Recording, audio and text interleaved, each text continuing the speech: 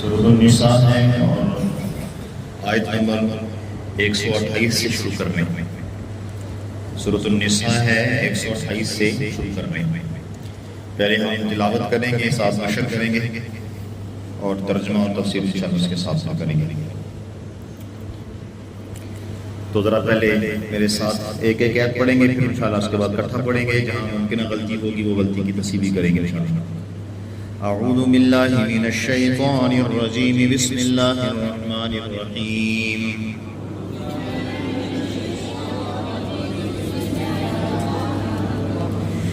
वइन इम्रअतुन खाफत मिन बअलिहा नुशूज़न औ इग़राज़न फला जुनाहा अलैहिमा अन युस्लिहा बैनहुमा सुल्हा।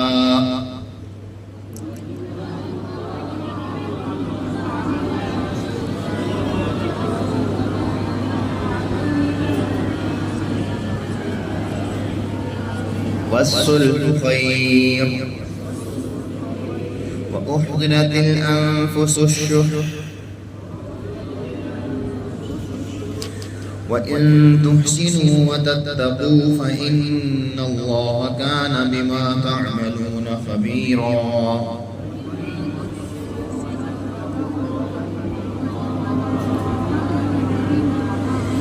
वलन तस्ततीअू अन तअदिलू बैनन निसाइ वलौ हरस्तुम फला तमीलू कुल्लल मैली फतदरूहा कलमुअल्लक़ा।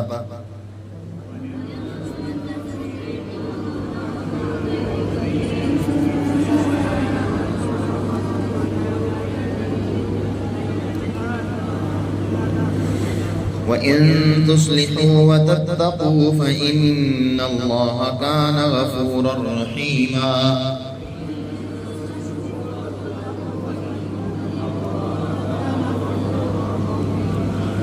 वइन यतफर्रक़ा युग़निल्लाहु कुल्लन मिन सअतिही वकानल्लाहु वासिअन हकीमा।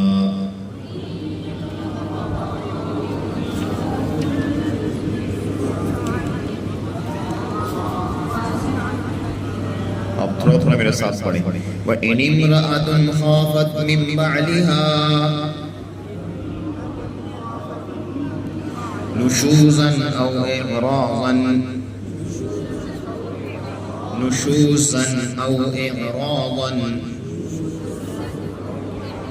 फला जुनाहा अलैहिमा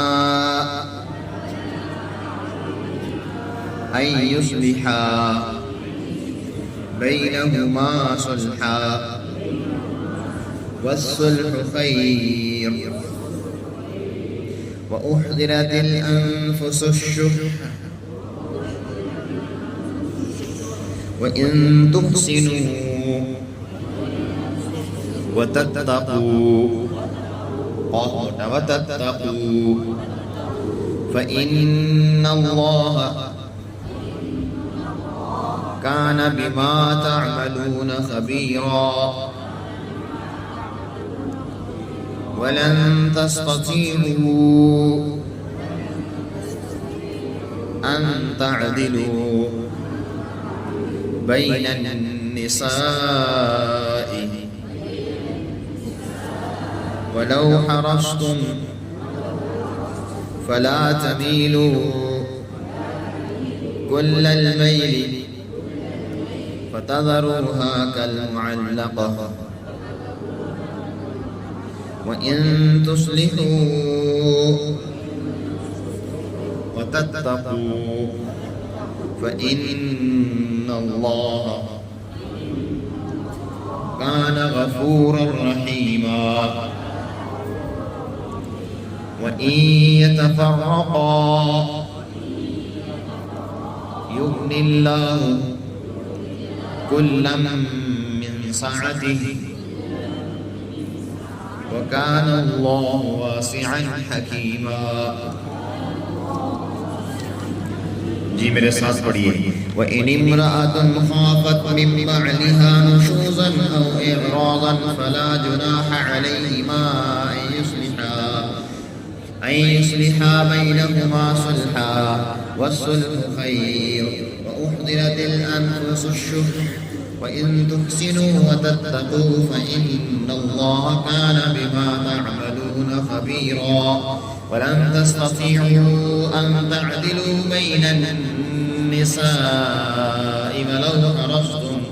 وَلَوْ حَرَصْتُمْ فَلَا تَمِيلُوا كُلَّ الْمَيْلِ فَتَذَرُوهَا كَالْمُعَلَّقَةِ وَإِن تُصْلِحُوا وَتَتَّقُوا فَإِنَّ اللَّهَ كَانَ غَفُورًا رَحِيمًا وَإِن يَتَفَرَّقَا يُغْنِ اللَّهُ كُلًّا مِّن سَعَتِهِ وَكَانَ اللَّهُ وَاسِعًا حَكِيمًا وَإِنِ امْرَأَةٌ خَافَتْ مِن بَعْلِهَا نُشُوزًا أَوْ إِعْرَاضًا اور اگر کوئی عورت اپنے شوہر کی طرف سے بدتمیزی کا بدتمیزی کا یا بے رخی کا اندیشہ کرے، اگر کوئی عورت خافت اندیشہ کرے من بعلها نشوزا او اعراضا، دو لفظ استعمال فرمائے، بد مزاجی کا یا بے رخی کا، تو آگے فرمایا فلا جناح علیہما، تو دونوں پر کچھ گناہ نہیں ہے۔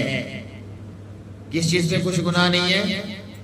کہ یصلحا بینہما صلحا، کسی خاص طریقے پر صلح کر لیں۔ با محاورہ درجمہ پھر دیکھ لیجئے۔ اور اگر کوئی عورت اپنے شوہر کی طرف سے بد مزاجی کا یا بے رخی کا اندیشہ کرے تو دونوں پر کچھ گناہ نہیں کہ آپس میں کسی خاص طریقے پر صلح کر لیں۔ والصلح خیر، اور صلح اچھی چیز ہے۔ اللہ پاک کا فرما رہے صلح اچھی چیز ہے، لڑائی جھگڑا اچھا نہیں ہے، ناراضگی اچھی نہیں ہے، قطع تعلقی اور قطع رحمی اچھی بات نہیں ہے، خاص طور پہ میاں بیوی میں۔ تو فرمایا والصلح خیر، صلح کیا ہے؟ اچھی چیز ہے۔ وَأُحْضِرَتِ الْأَنفُسُ الشُّحَّ، اور انسانوں کے نفسوں میں کنجوسی حاضر کر دی گئی ہے، انسانوں کے نفسوں میں کنجوسی حاضر کر دی گئی ہے۔ وَإِن تُحْسِنُوا، اور اگر تم اچھا برتاؤ رکھو، وَإِن تُحْسِنُوا، اگر تم اچھا برتاؤ رکھو، وَتَتَّقُوا، اور پرہیزگاری اختیار کرو، فَإِنَّ اللَّهَ كَانَ بِمَا تَعْمَلُونَ خَبِيرًا، تو بلا شبہ اللہ تعالی ان کاموں سے باخبر ہے جو تم کرتے ہو۔ وَلَن تَسْتَطِيعُوا أَن تَعْدِلُوا بَيْنَ النِّسَاءِ، اگر تم ہرگز اس بات پر قادر نہیں ہو، اگر تم ہرگز اس بات پر لن تستطيعوا قادر نہیں ہو، ان تعدلوا، کہ تم عدل قائم کرو، بین النساء، عورتوں کے درمیان، اگر تم ہرگز اس بات پر قادر نہیں ہو کہ عورتوں کے درمیان عدل قائم رکھو، ولو حرصتم، اگرچہ تم حرص کرو، فلا تمیلوا کل المیل، لہذا تم بالکل ہی نہ ڈھل جاؤ، بالکل ہی نہ ڈھل جاؤ، فتذروها کالمعلقہ، جس کی وجہ سے ایک عورت کو ادھر سے ہی لٹکی ہوئی چھوڑ دو، ایک عورت کو ادھر ہی میں لٹکی ہوئی چھوڑ دو۔ وَإِن تُصْلِحُوا، اگر تم صلح کرو، اور وَتَتَّقُوا، اور پرہیزگاری اختیار کرو، اگر تم اصلاح کرو اور پرہیزگاری اختیار کرو، وَإِنَّ اللَّهَ كَانَ غَفُورًا رَحِيمًا، تو بے شک اللہ تعالیٰ غفور الرحیم ہے۔ وَإِن يَتَفَرَّقَا، اگر دونوں جدا ہو جائیں، یغنِ اللہ، تو بے نیاز کر دے گا اللہ، کُلًّا مِّن سَعَتِهِ، ہر ایک کو اپنی عطا کی ہوئی وسعت کے ذریعے، اگر دونوں جدا ہو جائیں تو اللہ ہر ایک کو اپنی عطا کی ہوئی وسعت کے ذریعے سے بے نیاز کر دے گا۔ وَكَانَ اللَّهُ وَاسِعًا حَكِيمًا، اللہ تعالیٰ وسعت والا، حکمت والا ہے۔ تو یہ تھا ترجمہ۔ اب ہم اس سبق کے اندر انشاءاللہ کچھ تفسیر سنیں گے، کچھ مسائل بھی سیکھنے کی کوشش کریں گے انشاءاللہ۔ سجدنا، بلکہ سجدہ حضرت ام المومنین عائشہ رضی اللہ تعالیٰ عنہ وہ بیان فرماتی ہیں، اور یہ روایت جو ہے سنن ابی داؤد شریف میں موجود ہے، وہ فرماتی ہیں کہ سیدہ سودا رضی اللہ عنہ کو ڈر ہوا کہ کہیں رسول اللہ صلی اللہ علیہ وسلم مجھ سے جدائی اختیار نہ فرما لیں۔ تو یہ اس وقت کی بات ہے جب وہ بوڑھی ہو گئی تھی، حضرت سودا رضی اللہ تعالیٰ عنہ آپ صلی اللہ علیہ وسلم کی زوجہ مطہرہ ہیں، بوڑھی ہو گئی تھی، تو ان کو یہ ڈر محسوس ہوا کہ نبی کریم صلی اللہ علیہ وسلم کہیں مجھے اپنے حرم سے جو ہے نا وہ جدا نہ کر دیں، اور اپنے زوجیت سے جو مجھے یہ نعمت عظمیٰ ملی ہوئی ہے تو مجھے کوئی ایسا نہ ہو کہ اس سے جو ہے نا وہ جدا کر دیں۔ تو انہوں نے آپ علیہ السلام سے عرض کیا کہ یا رسول اللہ صلی اللہ علیہ وسلم، میں اپنی باری کا جو دن ہے وہ میاں عائشہ رضی اللہ تعالیٰ عنہ کو دیتی ہوں، جو کہ میاں عائشہ رضی اللہ تعالیٰ عنہ آپ صلی اللہ علیہ وسلم کی محبوبہ بیوی تھی، آپ سب سے زیادہ پیار اور محبت میاں عائشہ رضی اللہ عنہ سے فرمایا کرتے تھے۔ تو اس پر یہ آیت نازل ہوئی وَإِنِ امْرَأَةٌ خَافَتْ، جو ابھی آپ نے آج تلاوت کی ہے اور اس کا ترجمہ آپ نے ابھی سیکھا ہے۔ اسی طریقے سے حضرت ام المؤمنین امی عائشہ رضی اللہ عنہ نے بیان فرمایا کہ وَصُلْحُ خیر ایسے شخص کے بارے میں نازل ہوئی جس کی ایک بیوی تھی جس سے کئی بچے پیدا ہو چکے تھے، اور اس مرد کی خواہش یہ ہوئی کہ اس کو چھوڑ کر دوسری کسی عورت سے نکاح کر لیں، لہذا اس عورت نے اس سے یہ صلح کر لی اور اسی کے نکاح میں رہے اور راتوں کی تقسیم اس میں شامل نہ کیا جائے۔ تو نکاح بھی انسان کی ایک بہت بڑی ضرورت ہے، مردوں کو بھی اس کی ضرورت ہے اور عورتوں کو بھی اس کی ضرورت ہے۔ اس میں مرد اور عورت کی بہت ساری دینی اور دنیاوی مسئلے سے ہوتی ہیں، اور نکاح اس لیے کیا جاتا ہے کہ زندگی بھر دونوں ساتھ رہیں اور حسن معاشرت کے ساتھ دونوں میاں بیوی خیر و خوبی کے ساتھ محبت اور الفت کے ساتھ زندگی گزارے۔ نکاح جو ہے وہ ایک عارضی زندگی نہیں ہوتی، محض نفسانی خواہشات پوری کرنے کے لیے 2-4 دن کا وقت نہیں بتانا ہوتا، بلکہ نکاح جو ہے وہ ایک مکمل خاندان کو تشکیل دینے کا نام ہے، اور ایک میاں بیوی کا آپس میں خیر خواہی کے ساتھ اور خیر و خوبی کے ساتھ اور محبت اور الفت کے ساتھ زندگی گزارنے کا نام نکاح ہوتا ہے۔ لیکن کبھی بعض امور ایسے پیش آ جاتے ہیں کہ کچھ ناگواریاں پیدا ہو جاتی ہیں، کچھ ناگواری کی صورتیں پیدا ہو جاتی ہیں، بعض مرتبہ نکاح کا نبھا مشکل ہو جاتا ہے۔ اس لیے شریعت مطہرہ نے اس کے لیے ایک دروازہ کھولا ہے جس دروازے کا نام طلاق ہے، اور اسی طریقے سے ایک دوسرا دروازہ ہے جس کا نام خلع ہے۔ تو طلاق اور خلع یہ 2 صورتیں شریعت نے رکھی ہیں کہ کوئی عورت اگر نبھا نہیں کر سکتی یا خدا نہ خواستہ ایسا ہے کہ میاں بیوی میں آپس میں نہیں بن پاتی، جدائی کا راستہ اختیار کرنا ضروری ہو گیا ہے، تو شریعت مطہرہ نے کہا کہ تم طلاق کے ذریعے یا خلع کے ذریعے ایک دوسرے سے جدائی حاصل کر سکتے ہو۔ اور بعض مرد کو ایک سے زیادہ نکاح کرنے کی ضرورت پیش آ جاتی ہے، سمجھ آ رہی؟ بعض لوگ ایک ہی عورت پہ اتفاق کر لیتے ہیں، اور بعض لوگوں کو ایک سے زیادہ 2 3 4 جہاں 4 تک اجازت ہے، آخری حد ہے، تو مردوں کو ضرورت پیش آ جاتی ہے۔ امت کی اجتماعی ضرورت سے بھی زیادہ نکاح کرنے کی ضرورت پڑ جاتی ہے، کیونکہ بس اوقات جہاد کے مواقع میں مجاہدین شہید ہو جاتے ہیں، ان کی بیواؤں اور بچوں کو سنبھالنے اور اس کا بہترین جو ذریعہ ہے وہ یہی ہے نکاح، کہ بیواؤں سے مسلمان نکاح کر لیں۔ جب ایک سے زیادہ نکاح کر لیا تو اب اس میں تمام بیویوں کے ساتھ عدل بھی قائم کرنا پڑے گا، 2 بیویاں ہیں، 3 ہیں، 4 ہیں، اب عدل بھی کرنا پڑے گا، ان کے اخراجات، خوراک اور پوشاک یہ سب بھی ان کو دینے پڑیں گے، اور یہ بھی ضروری ہے کہ ہر بیوی کے پاس راتوں کا قیام کرنے میں برابری بھی کریں، یعنی جتنی راتیں ایک کے پاس دوسری کے پاس بھی اسی کی طرح راتیں گزاریں، تو یہ عدل ہے جو انسان کے اختیار میں ہے۔ تو اب جو چیز اختیار میں نہیں ہے شریعت اس کا مکلف بھی نہیں، کیا ہے؟ مثلا ایک بیوی کی طرف ملان زیادہ ہے، دوسرا تھوڑا ہے، اب یہ قدرتی عمل ہے، اس کے بس میں نہیں ہے، تو یہ اس پہ مواخذہ نہیں ہے۔ اس طریقے سے ایک بیوی کی محبت دل میں زیادہ آ جاتی ہے، دوسری کی کم ہے، تو یہ بھی عدل کے خلاف نہیں ہے۔ البتہ رات گزارنا اور ان کو باقی دیگر جو ضروریات ہیں وہ ان کو ادا کرنا یہ بہت ضروری ہوتا ہے۔ تو اس طریقے سے رسول اللہ صلی اللہ علیہ وسلم جو ہیں اپنی بیوی میں عدل فرماتے تھے، انصاف کے ساتھ راتیں بھی تقسیم فرماتے۔ بعض بیویوں کی طرف قلبی رجحان زیادہ آتا ہے، اس لیے اللہ تعالیٰ کی بارگاہ میں جو ہے وہ عرض کیا کہ اللہ یہ میری تقسیم ہے جو میرے اختیار میں ہے، سو آپ اس میں مجھے ملامت نہ فرمائیں، جو چیز میرے اختیار میں نہیں ہے اس میں آپ مجھے ملامت نہ فرمائیں۔ تو شریعت نے کہا کہ جو چیز آپ کے اختیار میں نہیں ہے اس کے اوپر آپ کا مواخذہ بھی نہیں ہے، ٹھیک ہے؟ تو اب آپ نے 4 باتیں سیکھنی ہیں۔ سب سے پہلی بات یہ سیکھنی ہے کہ اگر میاں بیوی میں کوئی انبن ہو جاتی ہے تو اب اللہ کا حکم یہ ہے اور اللہ رب العزت سے تعلیم یہ ہے کہ آپس میں مفاہمت اختیار کر لیجئے، صلح اختیار کر لیجئے۔ طلاق اچھی چیز نہیں ہے، سب سے پہلی بات کیا سیکھی ہم نے کہ طلاق اچھی چیز نہیں ہے۔ طلاق اللہ تعالیٰ کے ہاں بہت ناپسندیدہ عمل ہے۔ اللہ تعالیٰ جن اعمال سے نفرت فرماتے ہیں، جن سے اللہ کو بغض ہے، ان میں ایک بلا وجہ طلاق ہے۔ اس لیے حدیث مبارکہ میں طلاق کا مطالبہ کرنے والی عورت پہ لعنت آئی ہے، جو بلا وجہ طلاق کا مطالبہ کرے، بلا وجہ خلع لے، اس عورت پہ کیا آئی ہے؟ لعنت آئی ہے۔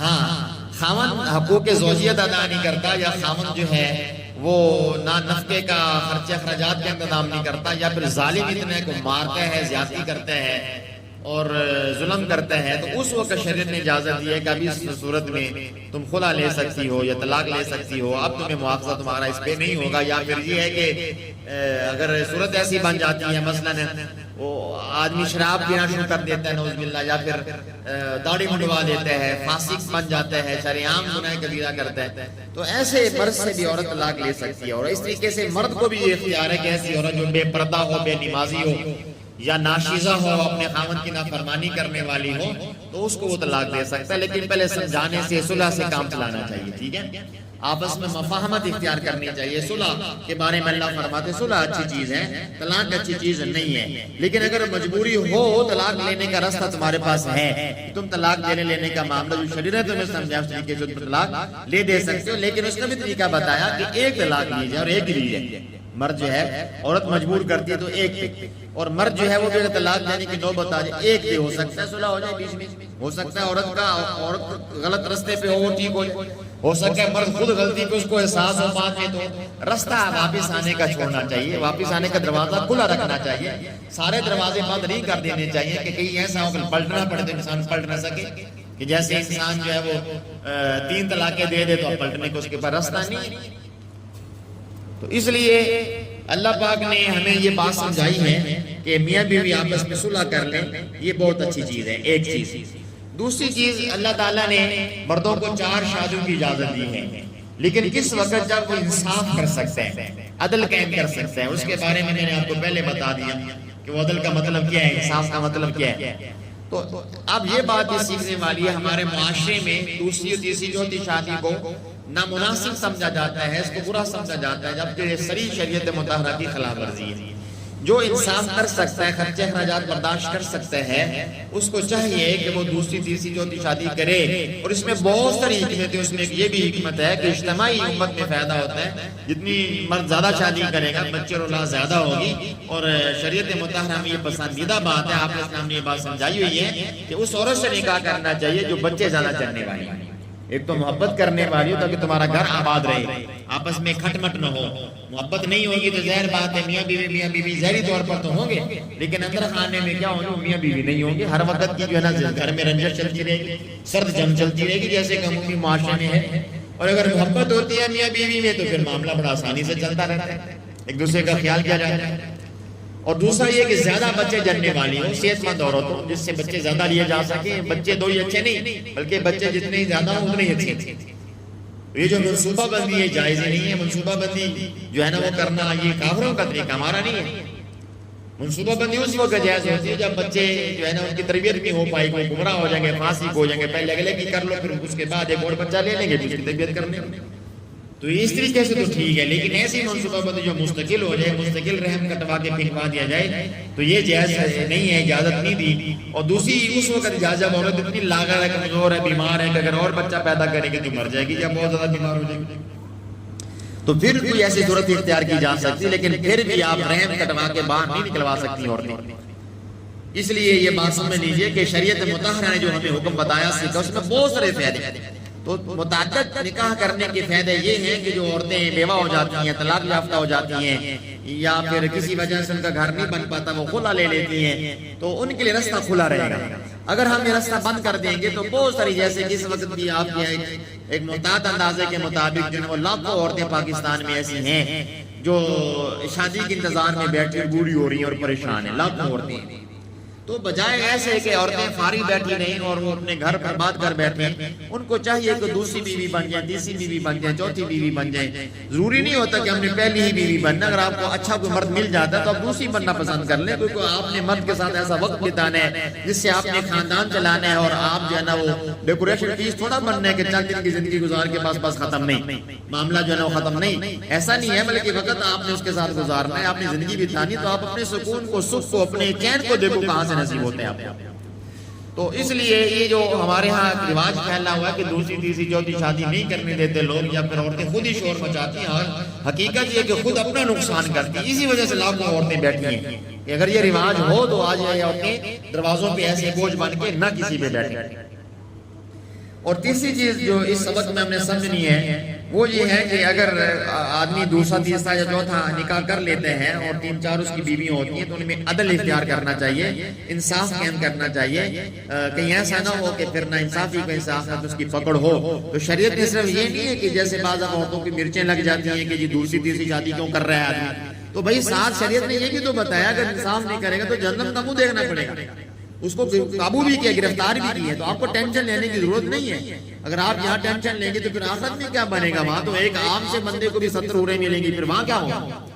تو جنتی عورتوں کی صفات جو ہے نا اپنے اندر پیدا کریں تو، اور اس خیال کو، اس وہم کو ختم کرنے کی بہت زیادہ ضرورت ہے۔ تو مردوں کو چاہیے کہ وہ انصاف سے کام لیں۔ اب دوسری شادی کا تو بڑا شوق ہوتا ہے مردوں کو، تیسری کا چوتھی کا شوق ہوتا ہے، شوق ختم ہونے والا نہیں ہوتا۔ یہ کہ بندہ کہے بچار کر کے شوق، یہ کبھی شوق ختم نہیں ہوتا۔ یہ ایک بیماری ہوتی ہے روحانی انسان کے اندر کہ انسان جو ہے نا وہ چوتھی کے بعد بھی وہ اس کی طلب بڑھ جاتی ہے۔ ہاں جہاں تک ضرورت ہے وہ پوری کریں، 4 تک اجازت ہے، شوق پورے کریں، لیکن اگر آگے بھی دل کرتا ہے تو پھر روحانی بیماری لگی شہوت، اس کو ختم کرنے کے لیے، کنٹرول کرنے کے لیے کسی اللہ والے جوتے سیدھے کریں، ذکر و اذکار کریں، علاج کروائیں۔ لیکن اگر ایسا نہیں ہے تو پھر یہ ہے کہ اگر آپ انصاف کر سکتے تو بہت اچھا کریں، فضیلت ہے اس کی، شادیاں زیادہ کرنے کی فضیلت ہے۔ لیکن آپ انصاف نہیں کر سکتے پھر آپ ایک پہ اکتفا کریں، اپنے آپ کو جہنم میں نہ پھینکیں۔ جیسے ہمارے ادب فرماتے ہیں کہ 2 بیوی والے آج کل جہنمی ہیں، یعنی جہنم میں جانے والے ہیں، انہوں نے رستے ایسے اختیار کر لیے، ان کو پہلی کو چھوڑ دیتے ہیں۔ تو پہلی بیوی کا خیال رکھو، شوق یہ اگر پورا کرنا ہے تو پھر یہی شوق کو پورا کرو جو پہلی والی ہے، اس کے حقوق ادا کرو کہ وہ بھی خوش رہتے ہیں۔ لیکن عورتیں میں سے خوش ہوتی نہیں ہے، میں یہ نہیں کہہ رہا کہ عورتیں خوش ہو جاتی ہیں، لیکن تم خود جو ہے نا کوشش رکھو کہ وہ خوش رہیں، کسی قسم کے حقوق کی پامالی میں نہ ہو۔ 3 چیزیں۔ چوتھی چیز یہ ہے کہ ویسے پہلے بھی عرض کر دیا کہ جو چیز اختیاری ہوتی ہے اس میں تو بندہ کرے، لیکن جو اختیاری نہیں ہے تو اس میں اس کا معاوضہ نہیں۔ تو چوتھی چیز یہ ہے کہ جو ہم نے یہاں تفسیر میں پڑھی یا سبق میں پڑھا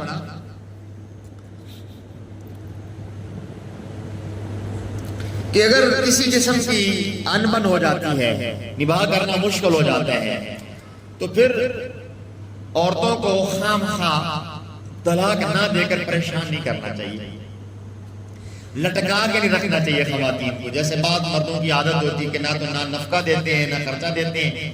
پچھلے دنوں میں مجھے خاتون نے میسج کیا، میں آپ سے مشورہ کرنا چاہتی ہوں، میں نے کہا جی بولیں۔ تو اس نے مجھے بتایا کہ اتنے سال ہو گئے میرا خامن جو ہے میرے حقوق ادا نہیں کرتا، میں اس کے گھر میں ایک زندہ لاش ہوں، بس کھا پی رہی ہوں، صبح شام کھانا مل جاتا ہے، گھر ملا ہوا ہے مجھے، لیکن کچھ اور بھی میرے حقوق ہوتے ہیں، تو مجھے اب کیا راستہ اختیار کرنا چاہیے؟ اب دیکھیں اللہ تعالیٰ نے ہر انسان کو کچھ نہ کچھ خواہشات دی ہیں، ان کی تکمیل کے لیے اللہ تعالیٰ نے اسباب بھی عطا فرمائے۔ جہاں نکاح سے خاندان بنتا ہے تو وہاں ایک فائدہ یہ بھی ہوتا ہے کہ انسان کا ایمان بھی بچتا ہے۔ توجہ سے بھائی، انسان کا ایمان بھی بچتا ہے، اپنی جائز طریقے سے خواہشات بندہ پوری کر لیتا ہے۔ یہ جائز طریقے سے خواہشات پوری نہیں ہوں گی تو جیسے بھوک لگنے پہ کھانا نہ ملے بندہ چوری کر لیتا ہے، اسی طریقے سے جو ہے نا وہ انسان جب اس کی بھوک، یہ پیاس جو اس کی ضرورت ہے وہ پوری نہیں ہوتی تو پھر انسان کیا کرتے ہیں؟ ادھر ادھر منہ مارتا ہے۔ اور جیسے کہ حدیث شریف میں آتا ہے کہ ایسے لوگوں کو سخت سزا ملے گی ان کے گھر میں بیویاں بھی پھر بھی ادھر ادھر منہ مارتے۔ تو بہرحال اگر ایسی صورتحال ہو تو چاہیے اگر آپ حقوق ادا نہیں کر پا رہے تو پھر آپ کو چاہیے کہ آپ اس کو چھوڑ دیں اور اچھے طریقے سے آپ اس کی جدائی اختیار کریں۔ تو وہ عورت جو ہے کسی اور خامن سے نکاح کر لے، کسی اور بندے سے نکاح کر لے، وہ اپنے حقوق کا جو اس کو مطالبہ وہ تو پورے کر سکتے۔ اور تمہاری ایسی کمیونٹی ہے کہ تمہیں پرواہ نہیں ہے، تم خود تو منہ مارو اور اس کی تمہیں پرواہ نہیں ہے، ایسے نہیں کرنا چاہیے۔ شریعت نے اس کو بہت ناپسندیدہ شمار کیا ہے۔ تو اس خاتون نے کہا کتنے سال ہو گئے، تو میں نے پھر اس کو سمجھایا کہ مسئلہ یہ ہے کہ اگر آپ صبر شکر سے زندگی گزار سکتے تو بہت اچھی بات ہے، گھر آپ کو مل رہا ہے، آپ کو کھانا مل رہا ہے، رہا آپ کے حقوق زوجیت کا معاملہ تو وہ آپ اس طرح کریں کہ کسی اچھے انداز سے اسے بات کریں اور اپنے حقوق کا مطالبہ کریں۔ اور اگر پھر بھی آپ کا کام نہیں بنتا اور آپ جو ہے نا مجبور ہیں اور آپ کو یہ یقین ہے کہ میں گناہ میں مبتلا ہو جاؤں گی تو پھر آپ کو شریعت اجازت دے گی کہ آپ جو ہے نا کسی اچھے انداز سے اسے خلا کا مطالبہ کریں۔ تو انبن ہو جاتی ہے، نباہ ہونا مشکل ہو جاتا ہے، لیکن خواہ مخواہ پریشان کرنا، اس طریقے سے بعض عورتوں والے لوگوں پہ کیس کر دیتے ہیں، عدالت میں کیس کا لٹکا رکھتے ہیں، خوب پیسہ بٹورتے ہیں۔ اور بعض اگر ایسا ہوتا ہے کہ مرد جو ہے نا عورتوں کو بڑا پریشان کرتے ہیں کہ عورتیں جو ہے نا وہ بے بس ہو جاتی ہیں، مجبور ہو جاتی ہیں، لاچار ہو جاتی ہیں، اور بعض عورتیں تو اللہ نہ کرے بھاگ جاتی ہیں بیچاری۔ تو وہ اپنے اور اپنے خاندان کی عزت ساری تباہ و برباد کر دیتی ہیں. تو ایسا نہیں کرنا چاہیے. اگر کسی ایسی مجبوری کی وجہ سے نباہ نہیں ہو پا رہا تو کوئی بات نہیں ہے, اور رسول خلا کا لے سکتی ہے, مرد طلاق دے سکتا ہے. تو خواہ عورتوں کو لٹکا کے رکھنا, اپنے گھر میں ان کو رکھنا, آگے نکاح نہ کرنے دینا, خود بھی حقوق ادا نہ کرنا, یہ اللہ تعالیٰ کا بہت ہی برا رستہ ہے, اور اس رستے سے واپس پلٹنا چاہیے, توبہ کرنی چاہیے, اور صحیح ڈگر پہ صحیح رینج پہ زندگی گزارنے کی کوشش کرنی چاہیے. آگے ہم نے یہ بات پڑھی کہ ایک تو یہ کہ صلح اچھی چیز ہے, اور دوسری ہم نے پڑھی کہ جو ہے انسانوں کے نفس میں کنجوسی حاضر کر دی گئی, اور تم اچھا برتاؤ رکھو اور پرہیزگاری اختیار کرو.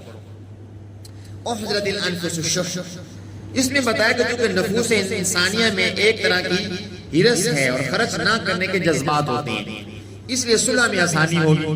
جب شوہر دیکھے گا کہ عورت پورا یا آدھا اپنا مالی حق چھوڑ رہی ہے, یا یہ کہ دوسری عورت کو اپنے بارے کا حق سپرد کر رہی ہے, تو اس طرح سے میری تبھی ہرس میں کچھ خلل نہیں آتا, اور عورت بھی مفت میں میرے نکاح میں رہ جاتی ہے, تو نکاح میں رکھنے پر راضی ہو جائے گا, اور عورت کو جو ہرس ہے کہ پرانے شوہر ہی کے نکاح میں رہے, اس کی ہرس بھی پوری ہو جائے گی. تو اس طرح سے صلح آسان ہوگی. اگر بچے ہیں تو کسی فریق کو بچوں سے جدا ہونا بھی نہ پڑے گا, مل جل کر سب خوشگوار زندگی گزرے گی. تو اللہ نے بڑا ایک پیارا سا طریقہ بتا دیا کہ جو ہے نا وہ تم بیوی کو چاہیے کہ وہ اپنی باری کی قربانی دے دے, یا پھر یہ ہے کہ وہ عورت جو ہے پورا یا آدھا مالی جو حق ہے وہ چھوڑ دے. تو اس طریقے سے جو نا مرد جو ہے وہ اس کی خواہش پوری ہو جائے گی, اور عورت کا گھر بھی بسا رہے گا, اور بچے بھی دھکے نہیں کھائیں گے. وگرنہ ہوگا یہ کہ جب طلاق ہو جائے گی تو خامند کہے گا بچے میرے پاس ہوں, اور بیوی کہے گی بچے میرے پاس.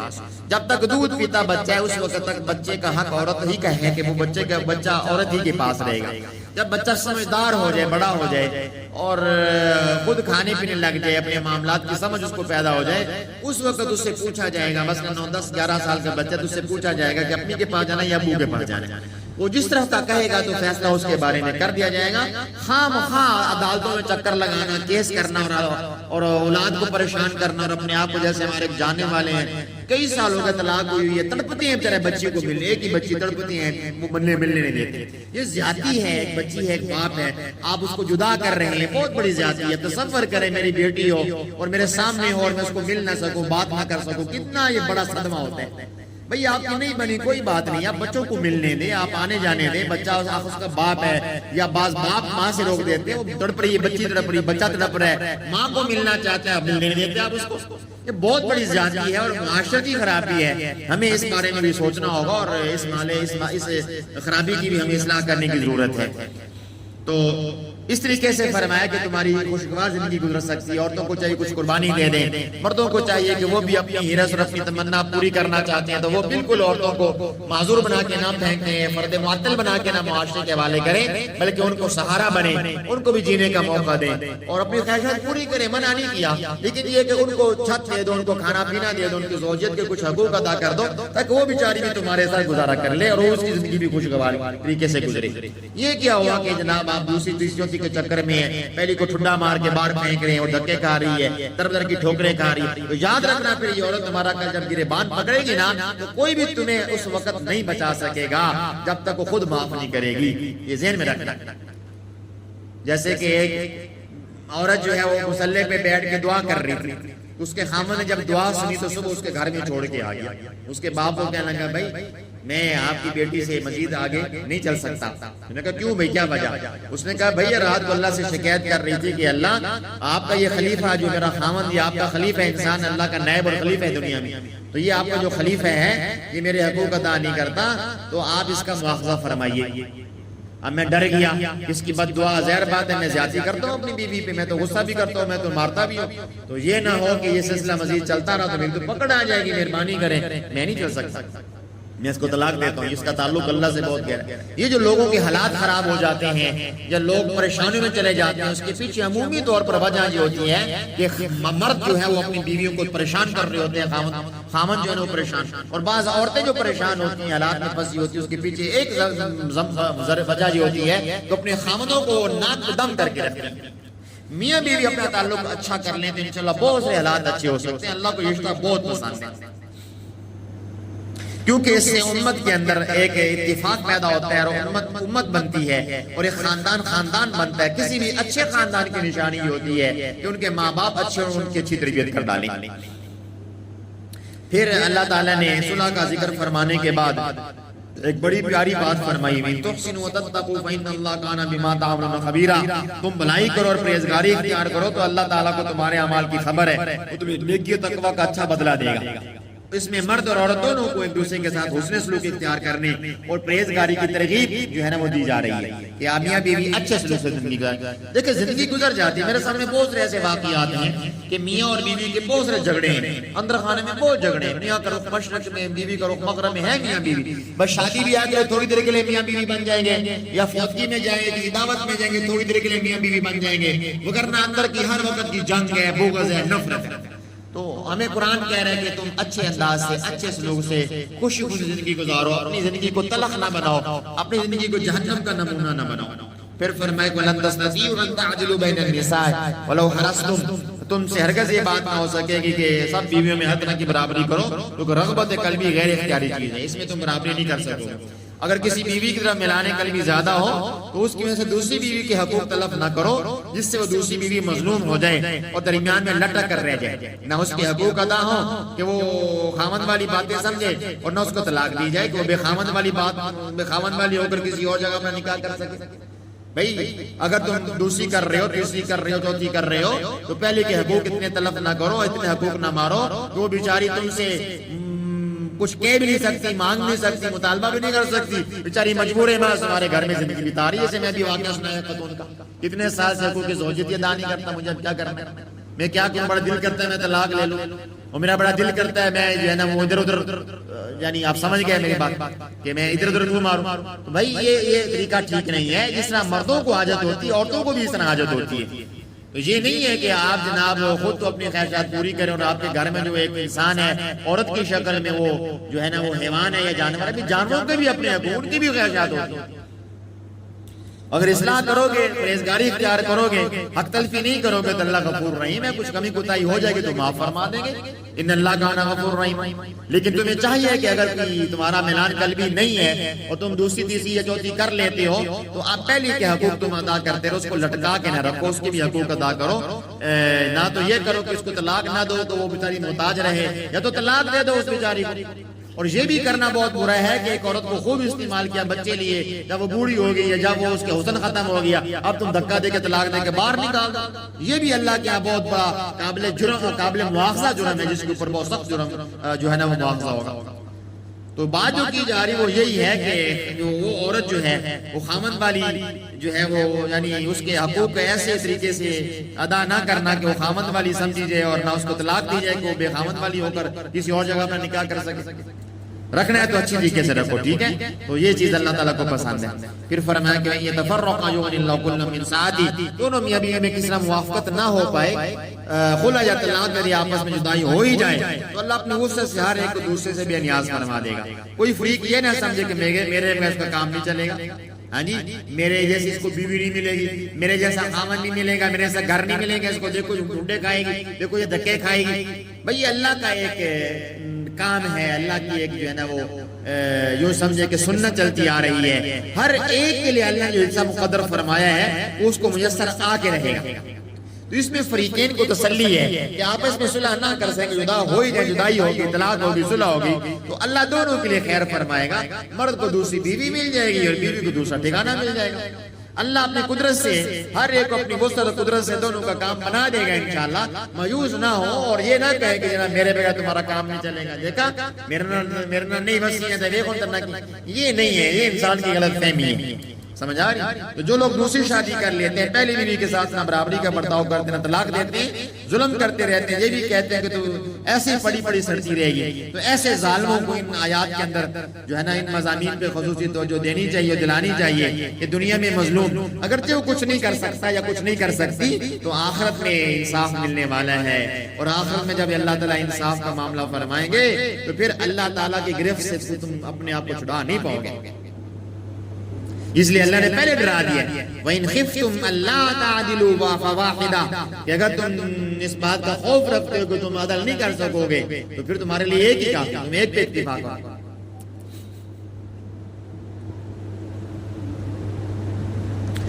تو یہ چند سبق ہیں آج کے سبق کے اندر. اللہ تعالیٰ ہمیں سمجھ عطا فرمائے اور اللہ تعالیٰ ہمیں عمل کی توفیق عطا فرمائے. وآخر دعوانا الحمدللہ رب العالمین.